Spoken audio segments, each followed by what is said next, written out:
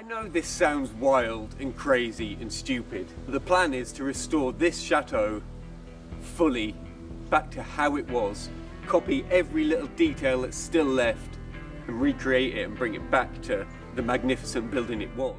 You've watched him work, quietly, methodically, no dramatic music, no production crew, no TV network telling him what to say, just one man, a crumbling chateau, and an obsession most people would never understand.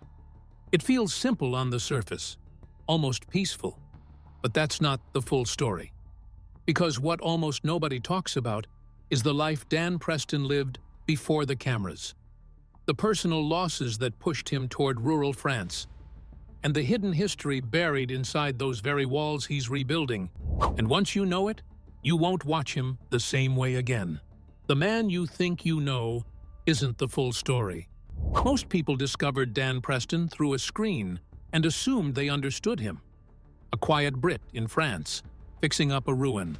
Calm, focused, almost meditative to watch.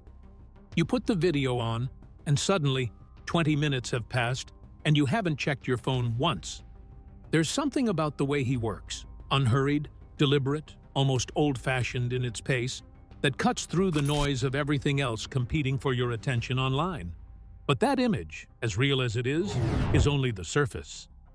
Dan Preston is a British YouTuber and renovator best known for his solo restoration of a fire-damaged chateau in rural France. He's appeared in series like Escape to Rural France and Help.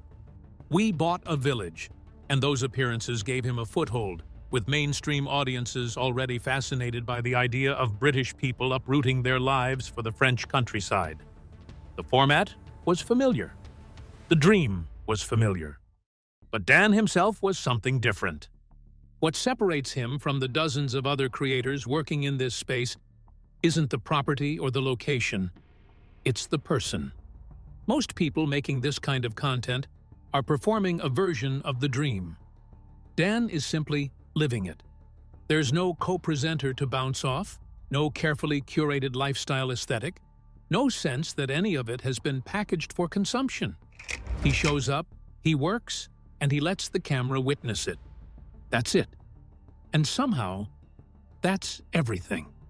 Because most people who follow chateau content are watching from their sofas, half fantasizing about what it might feel like to do something that dramatic and that brave. Dan is actually doing it, without a television budget, without professionals on standby, without a safety net of any kind. He shows up every day to a building that has every reason not to cooperate, and gets on with it anyway. That quality, that specific brand of quiet persistence, is what built his audience. But to truly understand why it resonates as deeply as it does, you have to go back to the beginning.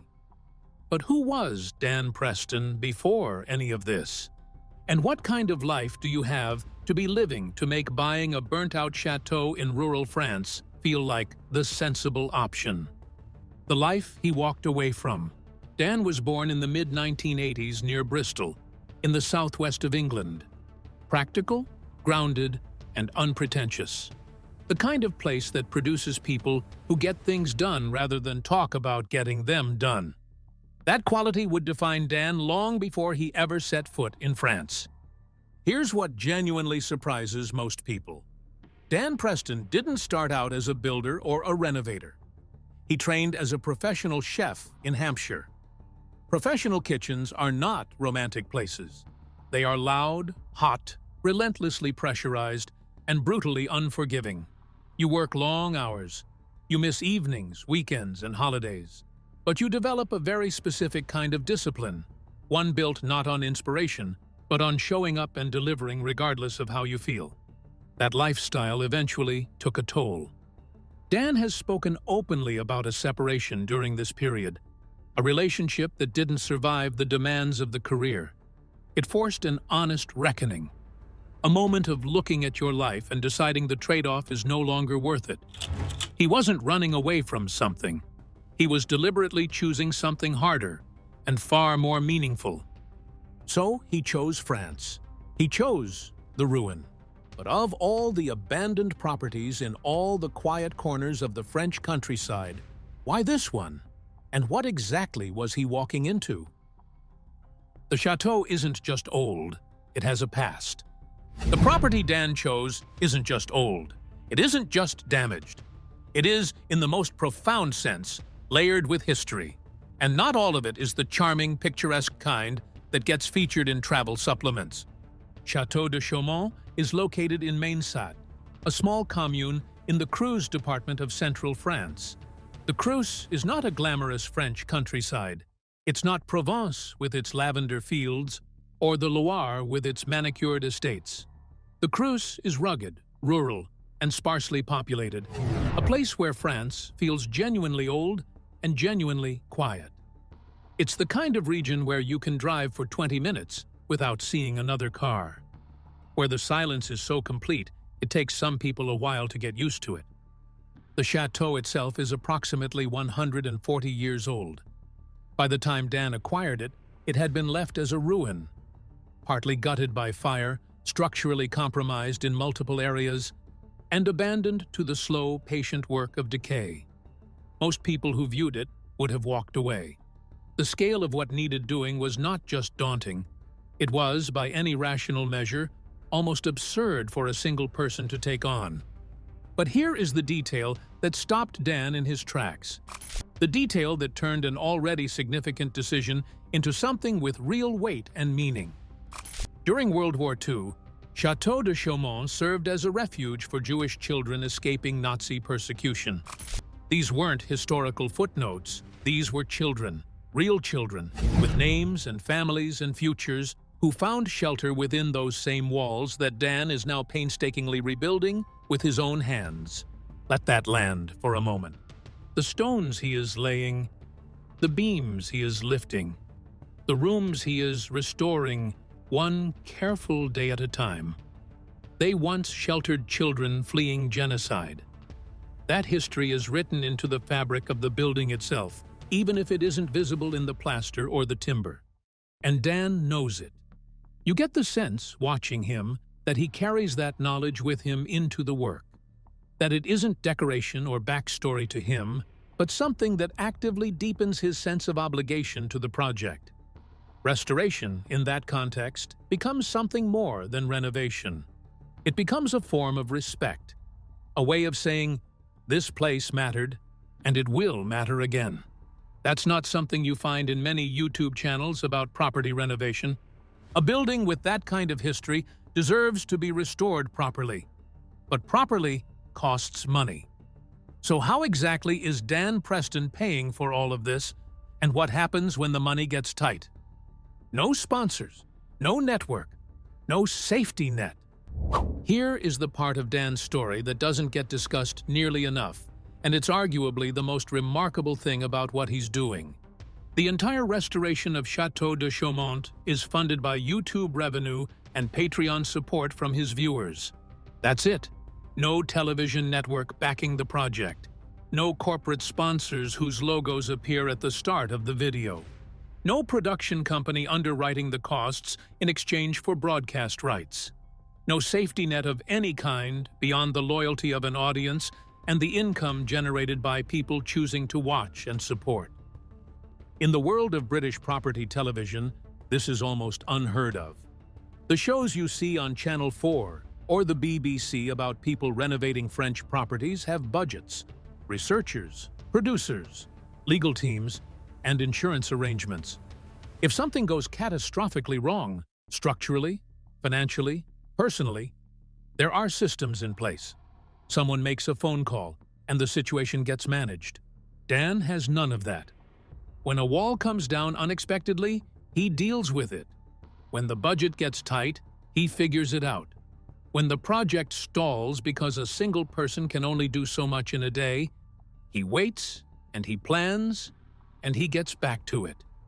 The creative freedom that comes with being entirely independent is real and significant.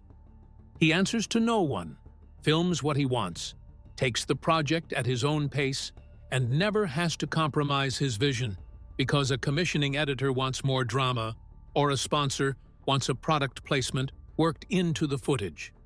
But that freedom comes with a weight that most creators and most viewers don't fully appreciate.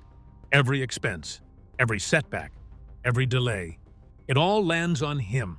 The financial risk is personal and ongoing. The pressure never fully goes away.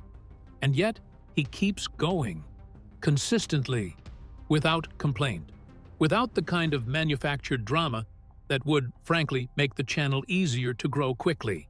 He just keeps showing up, keeps working, keeps documenting, and trusts that the audience will be there. That trust, in both directions, is the foundation of everything he's built. It's also, when you think about it, a genuinely unusual relationship between a creator and an audience, one built entirely on authenticity rather than spectacle. The financial picture tells you a lot about Dan's values. But his audience has also been watching something else, something more personal.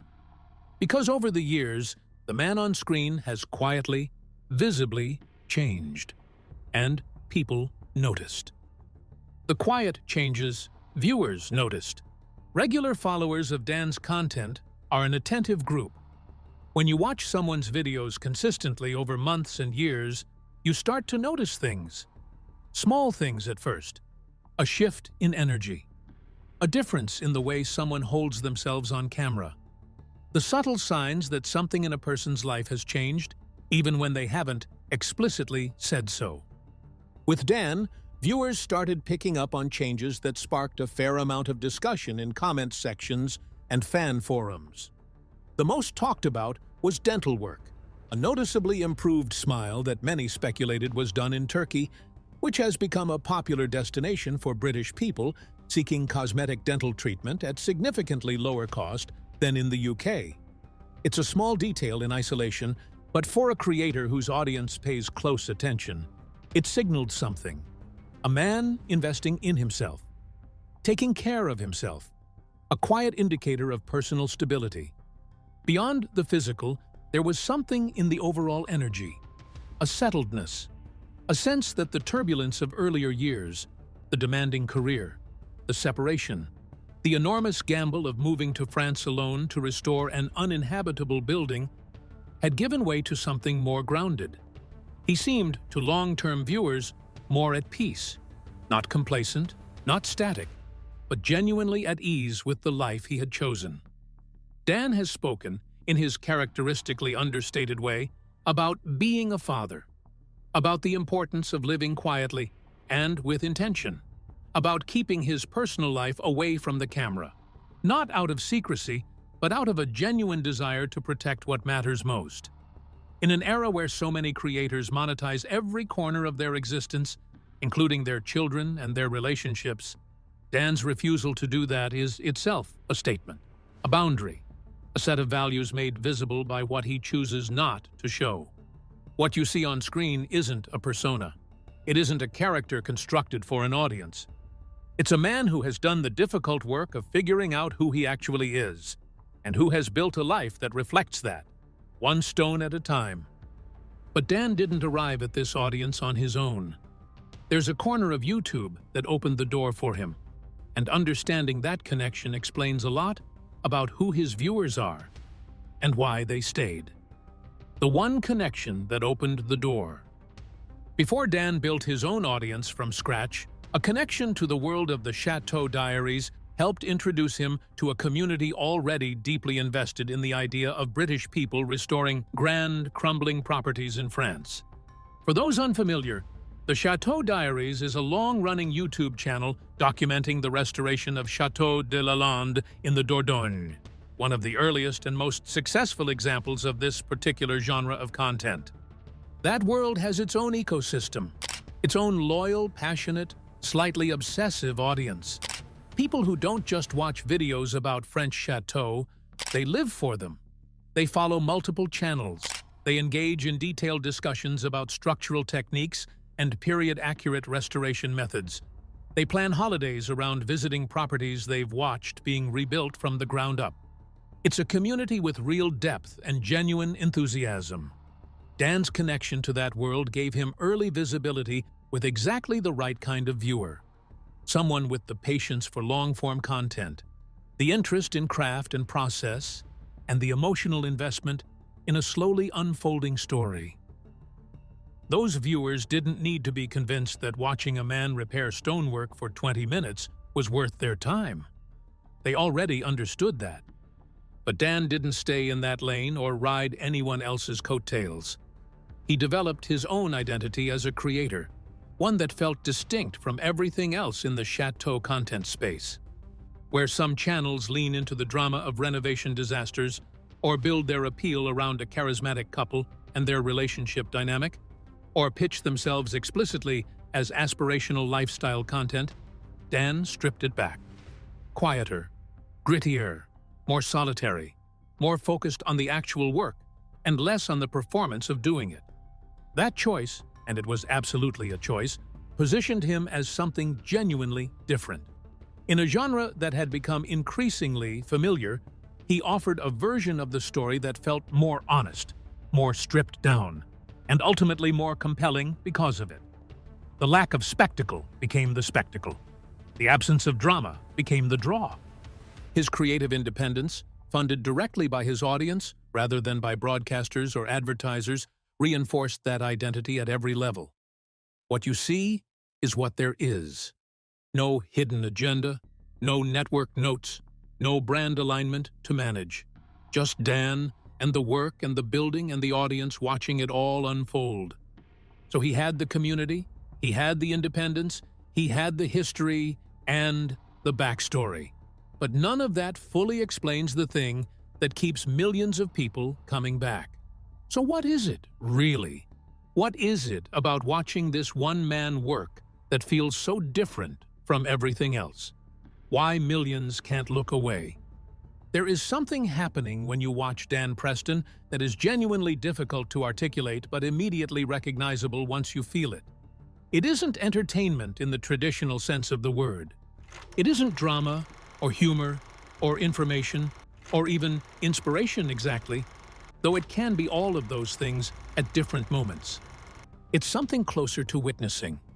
The experience of watching someone do something real, something hard, something that genuinely matters to them, and doing it without any performance, without any artifice, without any concern for whether you find it exciting enough. Dan doesn't edit his content to make the work look more dramatic than it is. He doesn't manufacture tension or engineer emotional moments for the camera. He just shows you what he's doing and trusts you to find it as meaningful as he does. And people do. Millions of them. Across age groups, across nationalities, across completely different backgrounds and life experiences. There is something universal in what he represents. The idea that you can walk away from a life that isn't working, choose something genuinely difficult and genuinely meaningful, and rebuild not just a building, but yourself in the process. Every stone he lays carries that weight. Every beam he lifts, every wall he repairs, every room he slowly brings back from ruin. It means something beyond the physical task. The château is the project, yes, but it's also a mirror, a record of a person becoming who they were always supposed to be.